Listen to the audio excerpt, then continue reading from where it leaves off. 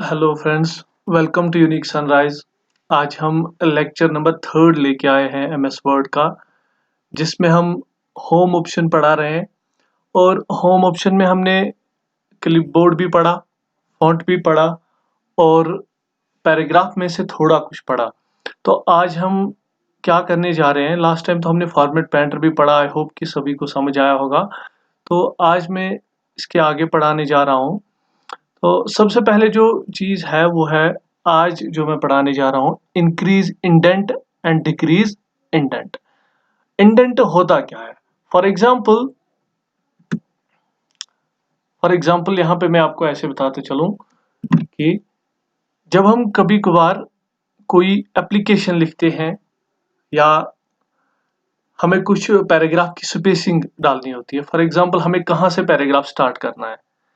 मैं ऐसे बात करूं कि हम कभी कोई एप्लीकेशन ऐसे लिखते हैं, तो जो फिर इसके नीचे हमें टू द कुछ भी एप्लीकेशन लिखनी हो, तो मुझे क्या करना है, थोड़ी स्पेसिंग डालनी है और इसका जो पैराग्राफ का मतलब ये लेवल है, ये पैराग्राफ की लेवल हमें इंक्रीज करनी है।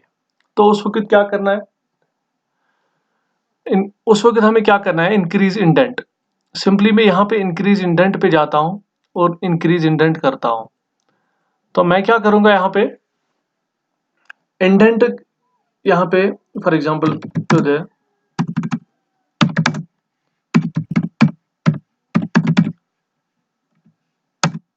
ऐसे मैं इसी के नीचे लिखूंगा। तो अब अगर मुझे फॉर एग्जांपल नहीं चाहिए इंडेंट, मुझे डिक्रीज इंडेंट करना है, यानी कि पैराग्राफ की लेवल चाहिए बट डिक्रीज इंडेंट करना है, यानी कि इस लेवल पे नहीं, मुझे थोड़ा पीछे लेना है, तो मैं डिक्रीज इंडेंट करूंगा। जब मैं डिक्रीज इंडेंट करता हूं, तो डिक्रीज इंडेंट करने से क्या होगा, बिल्कुल जो लेवल है पैराग्राफ की वो डिक्रीज होगी, वो कम होगी। तो मैं बिल्कुल आसानी से डिक्रीज इंडेंट भी कर सकता हूँ। तो इसके बाद जो चीज है वो है right to left and left to right.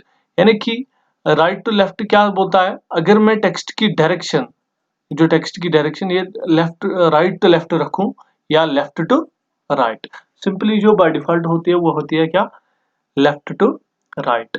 तो इसके बाद जो और एक चीज है वो है सॉर्ट।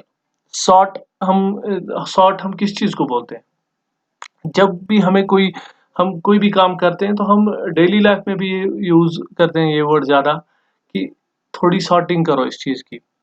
तो हमें यहाँ पे भी वैसे ही सॉर्ट करना है, जो हमारे पास मतलब हमें यहाँ पे कोई चीज नहीं होगा, यहाँ पे तो यही अल्फाबेट्स होंगे, वर्ड्स होंगे, सेंटेंस होंगे। तो यहाँ पे हमें उन चीजों को सॉर्ट करना है। फॉर एग्जाम्पल मैं यहाँ पे एक एग्जाम्पल से समझाता हूँ कि सॉर्ट कैसे करेंगे हम। मैंने यहाँ पे लिखा है, रैंडमली मैं लिखता हूँ। फॉर एग्जाम्पल यहाँ पे लिखूंगा टी वाई, यहाँ पे लिखूंगा पी ओ, यहाँ पे लिखूंगा ओ पी, यहाँ पे लिखूंगा ए वाई, यहाँ पे लिखूंगा वाई ए, यहाँ पे लिखूंगा और ऐसे कुछ भी लिखता हूँ। मैंने कुछ लिखा है यहाँ पे, तो मैं चाहता हूँ कि मुझे सॉर्ट करना है। अब ये बिल्कुल तरतीब से नहीं। फॉर एग्जाम्पल अगर सॉर्ट की बात हम दूसरे तरीके से करें, जब कोई रिजल्ट आता है तो हम सबसे पहले कौन सी बात करते हैं कि वहां सॉर्ट वाइज रिजल्ट हम देंगे। फॉर एग्जाम्पल किसी चीज का रिजल्ट देना है तो सॉर्ट वाइज रिजल्ट देंगे, यानी कि असेंडिंग ऑर्डर में देंगे या डिसेंडिंग ऑर्डर, यानी कि ए टू जेड या Z to A. For example मैं यहाँ पे एक चीज की बात करूं, अगर मैं यहाँ पे सबसे पहले ये चीज लेता हूँ और इसको सॉर्ट करता हूँ। फॉर एग्जाम्पल मैं असेंडिंग या डिसेंडिंग, मैंने डिसेंडिंग रखा, तो जब डिसेंडिंग में रखता हूँ तो क्या हुआ, बिल्कुल डिसेंडिंग ऑर्डर में आ गया। बट सबसे पहले वाई आ गया, T Q P O last में आया। अब अगर मैं यही सॉर्ट करना चाहता हूं बट असेंडिंग ऑर्डर में, तो मैं सिंपली असेंडिंग ऑर्डर में सॉर्ट कर सकता हूं। अब मसला और एक यहाँ पे है, जब कभी भी हम सॉर्ट करते हैं तो क्या सॉर्ट किस चीज पे, मतलब सबसे पहले कौन सा चीज फॉलो करता है। फॉर एग्जाम्पल मैं यहाँ पे सिलेक्ट ऑल करूंगा, सिलेक्ट ऑल नहीं करूंगा, मैं यहाँ से ये टेक्स्ट सेलेक्ट करूंगा। एक चीज याद रखना जरूरी है कि सॉर्ट भी हमेशा पैराग्राफ पे होता है। सॉर्ट हमेशा पैराग्राफ होता है। फॉर एग्जांपल मैं सॉर्ट पे क्लिक करता हूँ, मैं असेंडिंग या डिसेंडिंग, अगर मैं असेंडिंग ऑर्डर रखता हूँ तो यहाँ पे असेंडिंग ऑर्डर में ये तो दो ही पैराग्राफ है, एक पे तो ओ है, दूसरे पे डब्ल्यू। दैट मीन्स कि जो इसको अब लगेगा कि ये बिल्कुल असेंडिंग ऑर्डर में पहले आएगा तो ये उसी चीज को चूज करेगा। अब सॉर्ट के बाद और एक चीज यहाँ पे है, शो हाइड। शो हाइड क्या है?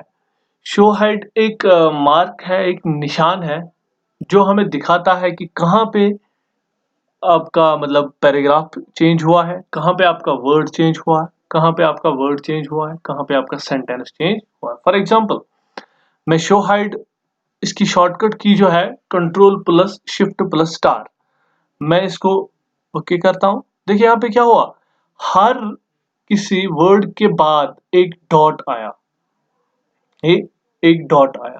दैट मीन्स कि दिखा रहा है कि यहाँ पे वर्ड चेंज हुआ है। और पैराग्राफ के आखिर में और एक निशान आ गया, ये वाला, तो ये दिखा रहा है कि बिल्कुल यहाँ पे पैराग्राफ चेंज हुआ है। अब अगर आपको नहीं चाहिए तो आप सिंपली इसी पे क्लिक करके इसे वापस कर सकते हो। अब और एक चीज है अलाइनमेंट। अलाइनमेंट, डॉक्यूमेंट अलाइन्ड होना जरूरी है, यानी कि आपको चाहिए कि सबसे पहले ये चीज देखे कि सबसे पहले हमें ये चीज देखना है कि जो डॉक्यूमेंट हमने बनाया इसको एक तरतीब देंगे, इसको ठीक से रखेंगे। फॉर एग्जांपल अभी ये लेफ्ट अलाइनेड है, अब अगर मैं कंट्रोल एल करके लेफ्ट अलाइन है, कंट्रोल आर करके हम राइट अलाइन इसको कर सकते हैं, देखिए राइट साइड में अलाइनमेंट हुआ। कंट्रोल ई करके हम इसको सेंटर अलाइन कर सकते हैं, यानी कि सेंटर में मतलब बिल्कुल टेक्स्ट आएगा। और कंट्रोल एल करके क्या होता है, लेफ्ट। बट इंपॉर्टेंट ऑप्शन यहाँ पे क्या है, कंट्रोल प्लस जे, यानी कि यहाँ पे ये जो जस्टिफाई है, हमें कंट्रोल प्लस जे करके इसको जस्टिफाई करना है, यानी कि यहां से भी बराबर आए, यहां से भी बराबर आए, दोनों साइडों से बराबर आए, उसको हम जस्टिफाई बोलते हैं। बिल्कुल। इसके बाद जो चीज है वो है लाइन स्पेसिंग, बहुत ही इंपॉर्टेंट ऑप्शन। जब भी आप कभी डॉक्यूमेंटेशन करते होंगे तो ये ऑप्शन हर किसी को बिल्कुल पकड़ता है कि यहाँ पे इंसान को प्रॉब्लम होती है कि कैसे करो। लाइन स्पेसिंग बहुत इंपॉर्टेंट ऑप्शन है यहाँ पे, जो between lines and between paragraphs space कम कर सकता है, स्पेस ज्यादा कर सकता है। तो हमें याद रखना जरूरी है कि लाइन स्पेसिंग को कम कैसे करें और ज्यादा कैसे करें। सबसे पहले जो मैंने ऑलरेडी बोला हुआ है कि सबसे पहले हमें सिलेक्शन करनी जरूरी है, जिस चीज पे हमें काम करना है उसको सिलेक्ट करना जरूरी है। तो वैसे ही मैंने अभी टेक्स्ट को सिलेक्ट किया है, और अब सिलेक्शन के बाद मैं क्या चाहता हूं, मैं बिल्कुल लाइन स्पेसिंग पे जाऊंगा। मैं चाहता हूं कि लाइन स्पेसिंग 1.5 हो। अब ये ज्यादा है या कम है, उससे ज्यादा आपको दिख रहा है। अब मैं कम करना चाहता हूँ 1.0, बट मैं अभी जो बात कर रहा हूँ बिटवीन लाइन्स की। अब इसके बाद में बिटवीन पैराग्राफ की बात करूंगा। यहाँ पे for example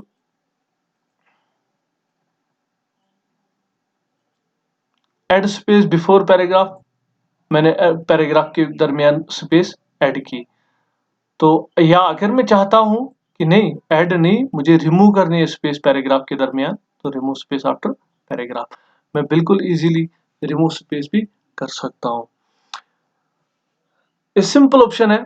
line spacing option बहुत है यहाँ पे, आप इजीली यहाँ पे क्या कर सकते हो, यही से दोगे कि मुझे क्या चाहिए, कितने मतलब कौन सी स्पेसिंग चाहिए, बिफोर आफ्टर कितनी स्पेसिंग चाहिए, तो आप इजीली ये चीज यहाँ पे भी कस्टमाइज भी कर सकते हो। ओके, अब जो इम्पोर्टेंट और एक ऑप्शन है वो है शेडिंग। शेडिंग क्या करता है, शेडिंग से हम टेक्स्ट के बैकग्राउंड को हाईलाइट करते हैं। अलबत्ता हमने इससे पहले यहाँ पे टेक्स्ट हाइलाइटर पढ़ा था, टेक्स्ट हाइलाइटर टेक्स्ट को हाईलाइट करता है। फॉर एग्जाम्पल मैं यहाँ पे टेक्स्ट हाइलाइटर को लाता हूं, मैंने यहाँ पे हाइलाइटर लाया और मैं इस चीज को हाईलाइट करता हूं, यहां तक मैंने इसे हाईलाइट किया, या मैं यहाँ इस चीज को हाईलाइट करता हूं। जिस चीज को मैं हाईलाइट करता हूं सिर्फ वहां टेक्स्ट हाईलाइट होगा, या मैं इस पैराग्राफ को ही हाईलाइट करूंगा। देखिए बिटवीन लाइन जो ये गैप रही, यहाँ पे टेक्स्ट नहीं है तो ये यहाँ पे नहीं होगा। अब देखो शेडिंग की खुसूसियत क्या है, शेडिंग क्या बोलता है, जब मैं शेडिंग की बात करता हूं, फॉर एग्जाम्पल मुझे यहाँ इस एरिया की शेडिंग चाहिए, कंप्लीट जो इसका बैकग्राउंड है वो कंप्लीटली चेंज होगा, मतलब जो भी कलर हम देंगे वो कलर आएगा कंप्लीट इस बैकग्राउंड को। टेक्स्ट हाइलाइटर सिर्फ टेक्स्ट को हाईलाइट करता है और शेडिंग टेक्स्ट के बैकग्राउंड को हाईलाइट करते हैं। और अब मैं इसके बाद ना मुझे शेडिंग चाहिए, यहाँ मुझे इनमें से कोई चीज नहीं चाहिए। अब मैं यहाँ पे बॉटम बॉर्डर की बात करूंगा। बॉटम बॉर्डर होते क्या है? सिंपली जो भी आपने टेक्स्ट लिखा, फॉर एग्जाम्पल मैंने यहाँ पे पैराग्राफ 2 लिखे हैं, मैं चाहता हूं कि इनको मैं बॉटम बॉर्डर्स में रखूं, बॉर्डर्स में रखूंगा। फॉर एग्जाम्पल ऑल बॉर्डर्स अगर मैं रखूं तो हर पैराग्राफ के बाद भी एक बॉर्डर आएगा। आउटसाइड बॉर्डर्स रखूंगा तो बिल्कुल जो आउटसाइड एरिया है उस पे क्या आएगा। अब यहाँ पे एक चीज याद रखना जरूरी है, आप किसी मतलब कभी आप चाहते हो कि टॉप बॉर्डर नहीं चाहिए, टॉप बॉर्डर पे क्लिक करोगे तो नहीं आएगा, लेफ्ट बॉर्डर पे क्लिक करोगे तो लेफ्ट बॉर्डर नहीं आएगा, ऐसे ही नो बॉर्डर करोगे तो कोई भी बॉर्डर नहीं आएगा। यहाँ पे कोई भी बॉर्डर आप नहीं रख सकते हो जब आप नो बॉर्डर करोगे।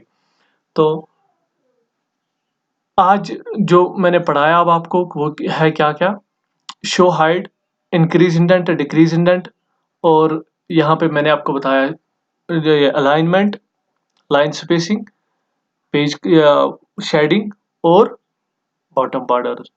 Thank you.